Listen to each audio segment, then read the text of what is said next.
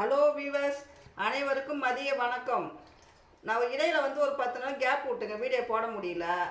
இன்றைக்கி ஒரு புதுவிதமான ஒரு டிஷ் ஒன்று ரெடி பண்ண போகிறேன். அது என்ன டிஷ்னால் இந்த குடமிளகா வச்சு தாங்க ஒரு டிஷ் பண்ண போகிறேன். என்னுடைய ஸ்டைலில் பண்ண போகிறேன். வாங்க வீடியோக்குள்ளே போகலாம். அதுக்கு முதல்ல குடமிளகா கட் பண்ணி எடுத்துக்கணுங்க. இந்த மாதிரிங்க நாளாக பிறந்தணும். எப்படின்னா இந்த கத்திரிக்காய் கட் பண்ணுறது தெரியுங்களா, நாளாக அந்த மாதிரி தான் எல்லா மிளகா அதே போல் கட் பண்ணி எடுத்துக்குவோம். இந்த டிஷ்ஷை சாதத்து கூட போட்டு சாப்பிட்டாலும் நல்லாயிருக்கும். சப்பாத்திக்கு எல்லாத்துக்குமே நல்லாயிருக்கும். இது இட்லிக்கு, தோசைக்கு எல்லாத்துக்குமே டேஸ்ட் சூப்பராக இருக்குங்க. அவ்வளோதாங்க. இது மிளகாலாம் கட் பண்ணியாச்சு. அதுக்கப்புறம் அதுக்கு வேண்டிய தக்காளியை கட் பண்ணிக்குவோம்.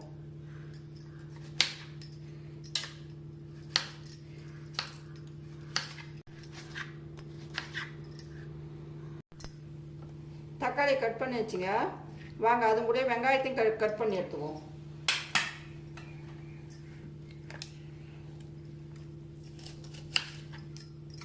இது எல்லாத்தையுமே வதக்கி தாங்க செய்ய போகிறோம். அதனால் இப்படி கட் பண்ண அப்படிலாம் இல்லை, பெருசு பெருசாக கூட கட் பண்ணிக்கலாம். அதனால் ஒன்றும் இல்லை, வதக்கி தான் அரைக்க போகிறோம்.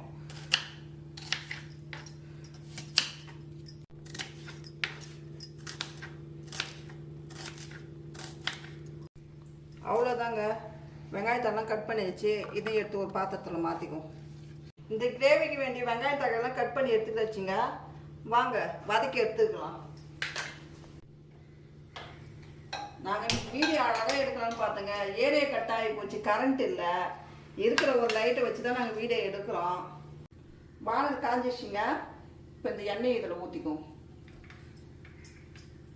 ஊற்றிக்கினேன். அது கூட இந்த கட் பண்ணி வச்சலாம் அந்த மிளகாய் இதை கூட சேர்த்துக்குவோம்.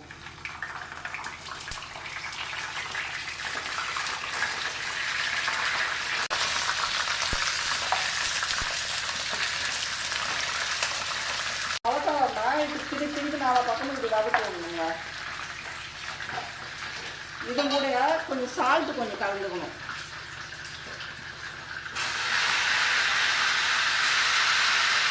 இதை பாருங்க, இது ஒரு 10 நிமிஷம் இதிலே வெந்துங்க இருக்குங்க.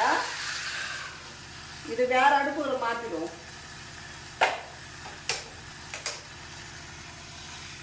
அதுக்குள்ளே இந்த கிரேவிக்கு வேண்டிய மசாலா வறுத்து எடுத்துக்கோங்க. அதுக்கு முதல்ல இந்த மல்லாட்டை பயிரை சேர்த்துக்கணும். அது கூட இந்த துருவிய தேங்காவை சேர்த்துக்கணுங்க. அது கூட இந்த மல்லி 1 ஸ்பூன் சேர்த்துக்கணும். ஜீரகம் 1/2 ஸ்பூனு, பட்டை 2 துண்டு, கிராம்பு ஒரு 5-6 கிராம்பு சேர்த்துக்கணும். ஒரு 3 ஏலக்காவை சேர்த்துக்கணுங்க. இது நல்லா கொஞ்சம் வறுபடட்டும்.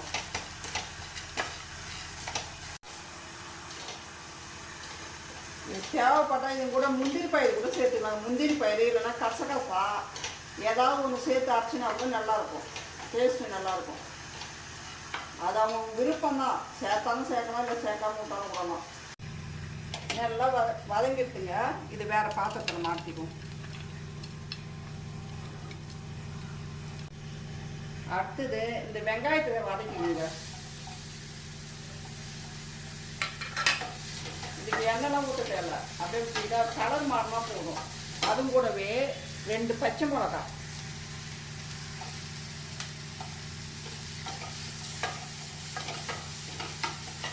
இது நல்லா கொஞ்சம் கலர் மாறட்டும். இது வெங்காயம் வதங்கினே இருக்குதுங்க. மிளகா நல்லா வெந்துச்சு பார்த்துவாங்க. கொஞ்சம் நல்லா இது பண்ணி வதங்கி வருது. இன்னும் ஒரு 5 நிமிஷம் வதங்கி பார்த்துங்க. இந்த அளவு கலர் மாறினா போதுங்க. அடுப்பு ஆஃப் பண்ணிவிட்டு வேறு பாத்திரத்தில் மாற்றிட்டு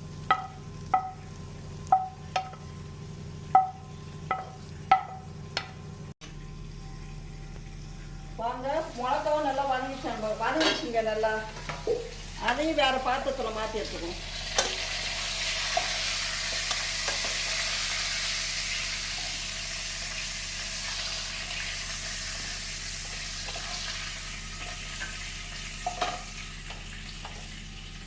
அவ்வளோதாங்க. இப்போ இந்த மிளகாய்க்கு வேண்டிய மசாலா வந்து அரைக்கணும். ஆனால் இங்கே ஏரியா கட்டுன்றதுனால கரண்ட்டு மிக்சியில் போட்டு அரைக்க முடியாது. வாங்க இன்றைக்கி நம்ம கையால் தான் நம்ம மசாலா அரைக்க போகிறோம். வாங்க பார்க்கலாம்.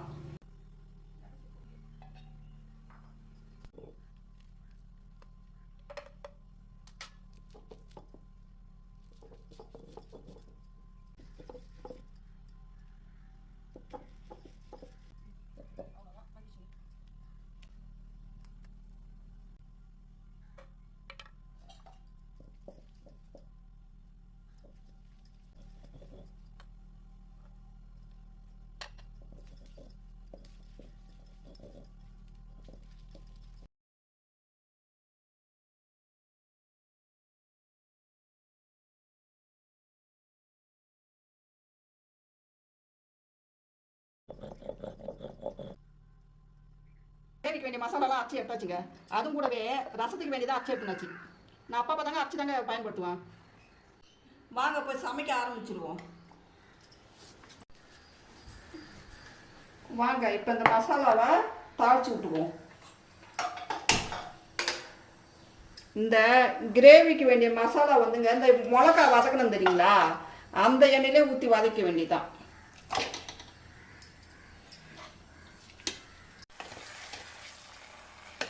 இது கூடவே ஒரு அரை ஸ்பூனுக்கு வந்து மஞ்சத்தூள் சேர்த்துங்க. தனி மிளகாய் தூள் ஒரு ஸ்பூனு. அவ்வளோதான். இதெல்லாம் ஒன்றா நல்லா கொஞ்சம் வதங்கட்டுங்க.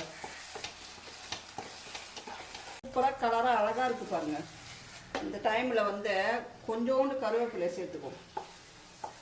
சேர்த்துக்கினேன் கொஞ்சம் புளி தண்ணிங்க.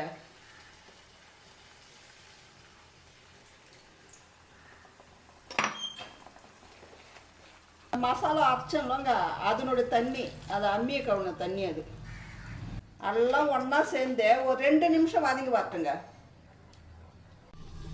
இது வெந்துங்கிற கேப்பில்ங்க நேற்று வந்து இறா வாங்கிட்டு வந்தேங்க.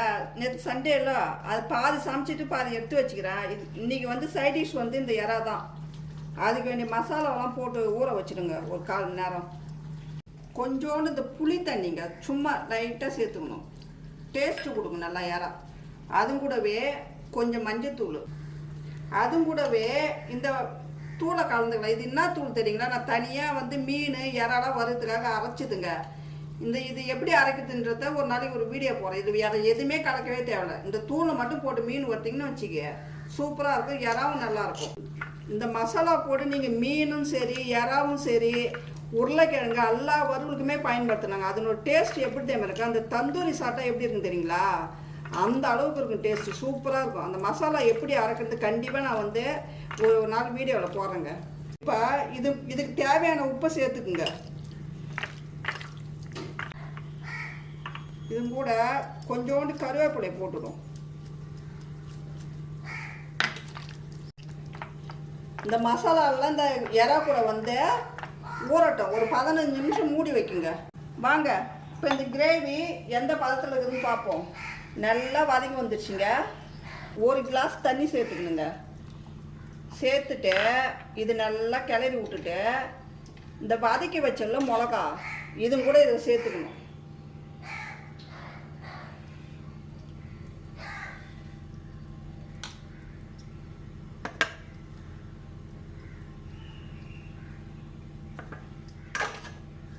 இதெல்லாம் ஒன்றா ஒரு 10 நிமிஷம் வேகட்டுங்க. இது கூட ஒன்றா இந்த கிரேவி எல்லாம் இந்த மசாலா எல்லாம் இந்த மிளகா உள்ள போகிற அளவுக்கு ஒரு 10 நிமிஷம் கொதி வரட்டும். கிரேவிக்கு வேண்டிய உப்பை கலந்துக்கலாங்க.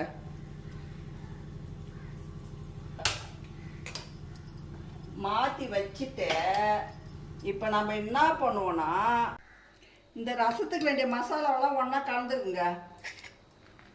இது வந்து மிளகு, ஜீரகம், மல்லி, அப்புறம் பூண்டு, பச்சை மிளகா, வெங்காயம் இதெல்லாம் ஒன்றா வச்சு அரைச்சிது மசாலா இது. அதுவும் கூடவே ஒரு எலுமிச்சம்பழம் சைஸ் அளவுக்கு புளி, அரைச்சி வச்ச தக்காளி. இது என்னடா தண்ணி கலராக இருந்ததுன்னு நினைக்காதீங்க. அது வந்து அம்மியில் அரைச்சிங்க. அம்மியில் அரைச்சி அந்த அம்மியை கழுவுன்னு தெரியுங்களா, அந்த தண்ணி தான் அது. இந்த கரண்ட்டு பாருங்கள், நாங்கள் எல்லாம் மசாலாலாம் அரைச்சதுக்கப்புறம் வருதுங்க அந்த கரண்ட்டு. எனக்கு கஷ்டமாக வேலையை வாங்கிட்டு அதுக்கப்புறம் வருது.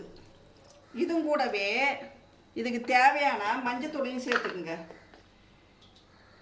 ஒரு 1/4 ஸ்பூன் போட்டால் போதும். தேவையான அளவு உப்பையும் சேர்த்துக்கும். இதுவும் கூட கொஞ்சம் மல்லித்தழை போட்டு இது எல்லாத்தையும் ஒன்றா நல்லா நல்லா பிசைஞ்சு விட்டுக்குங்க. நான் எப்பயுமே வந்து இந்த ரசத்துக்கு வேண்டிய மசாலா, சாம்பாருக்கு வேண்டிய மசாலா அரைச்சிலாம் வைக்க மாட்டேங்க. அன்னன்னைக்கு தேவையான மசாலாவை அன்னன்னைக்கே தான் அரைச்சி சமைப்பேன். அப்போ தான் வந்து எல்லாமே டேஸ்ட்டு கொடுக்கும். ஒன்றா கலந்து வச்சுங்க. இருங்க, டேஸ்ட் எப்படி இருக்குதுன்னு பார்ப்போம். சூப்பராக இருக்குது. புளிப்பு, அந்த உப்பு எல்லாமே கரெக்டாக இருக்குது. வாங்க அடுப்பில் போட்டு ஆன் பண்ணி விட்டுருவோம். இது கொதி வரட்டுங்க. அதுக்குள்ளே இந்த கிரேவி என்ன ஆச்சுன்னு பார்ப்போம். அதுவும் நல்லா வெந்து வருதுங்க. இன்னும் ஒரு 2 நிமிஷம் தாங்க, அதுவும் ரெடி ஆகிடும். ரசம் கொதி வரட்டுங்க. இங்கே பாருங்க, ரசம் அப்படியே மேலே அப்படியே முட்டை கட்டின்னு வருது பாருங்க. இன்னும் 1 செகண்ட் தான். ரொம்பலாம் ரசத்தை வந்து கொதிக்க விடக்கூடாதுங்க. இந்த பக்குவத்தில் இறக்குங்க. இதே பாருங்க, சலன்னு இதே பாருங்க, அந்த நுர கட்டின்னு வருதுங்களா, அந்த டைமில் இறக்கிடணும். இப்போ வந்து இதுக்கு ஒரு தாளிப்பு ஒன்று கொடுத்துருங்க. எப்பயுமே ரசத்துக்கு வந்து லாஸ்ட்டாக தான் தாளிக்கணும், முன்னாடி தாளிக்கக்கூடாது. பாத்திரம் நல்லா காயிட்டுங்க. கல் காஞ்சிடுத்துங்க. ரசத்துக்கு வேண்டிய எண்ணெயை ஊற்றிக்கும். இது கொஞ்சம் கூடவே ஊற்றலாம் ரசத்துக்கு, எப்பயுமே நல்லாயிருக்கும். எண்ணெய் காஞ்சிடுத்துங்க. அதுவும் கூடவே கடுகு போட்டுவோம்.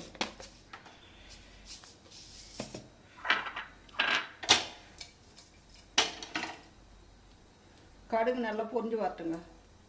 நல்லா பொரிஞ்சு வருதுங்க. 2 வரமிளகா சேர்த்துக்குவோம். அதுக்கு தேவையான கருவேப்பிலையும் சேர்த்துக்கணும்.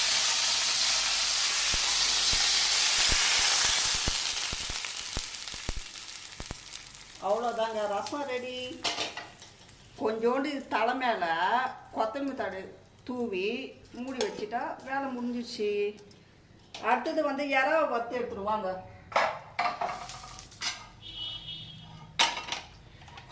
கல் நல்லா காஞ்சி வரட்டுங்க. கல் காஞ்சின்னு இருக்குங்க. அதுக்குள்ள கிரேவி ரெடி ஆயிடுச்சான்னு பார்ப்போம். சூப்பராக வந்துடுச்சுங்க. இங்கே பாருங்கள், எவ்வளோ அழகாக இருக்குது பாருங்கள் பார்க்கும்போதே. கொத்தமல்லி தழை தூவி விட்டு இறக்கிட வேண்டியதுதான். குடமிளகாய் கிரேவி ரெடி.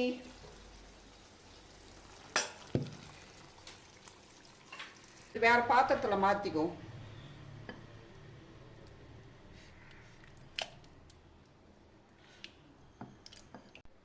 வாங்க, இதை மூடி ஓரமாக வச்சுட்டு இறாவை வறுத்து எடுத்துக்குங்க. பாருங்க, கல் நல்லா காஞ்சிடுது. ஒரு 2 ஸ்பூன் 3 ஸ்பூன் எண்ணெயை ஊற்றிக்கும்.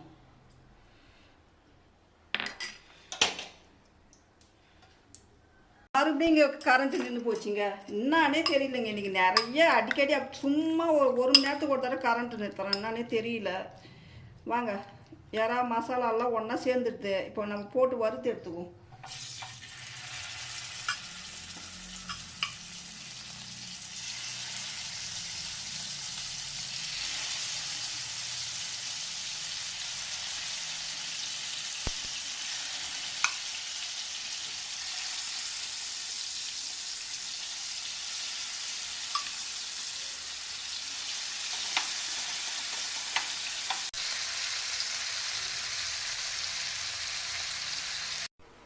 இங்கே பாருங்கள், இறா நல்லா வெந்து வந்துடுதுங்க. இப்போ இந்த இறக்குற டைமில் ரொவோண்டு பெப்பர் தூள் போட்டு இறக்கிட வேண்டியது தான்.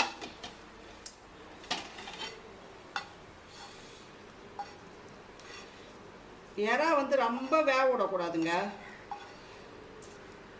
ரொம்ப வேக விட்டால் ரப்பர் மாதிரி இருக்கும். இங்கே பாருங்கள், சாப்பாடு தயார். இந்த சுடசாதத்து கூட இந்த குடமிளகா கிரேவியும் ரசத்தை இந்த வறுத்த இறா வச்சு சாப்பிடும்போது டேஸ்ட்டு சும்மா சூப்பராக இருக்குங்க. நீங்களும் இதே போல் சமைச்சு சாப்பிடுங்க, ஆரோக்கியமாக இருங்க. நன்றி, வணக்கங்க. எனக்கு பசிக்குதுங்க, போய் சாப்பிட போகிறோம். பாய்.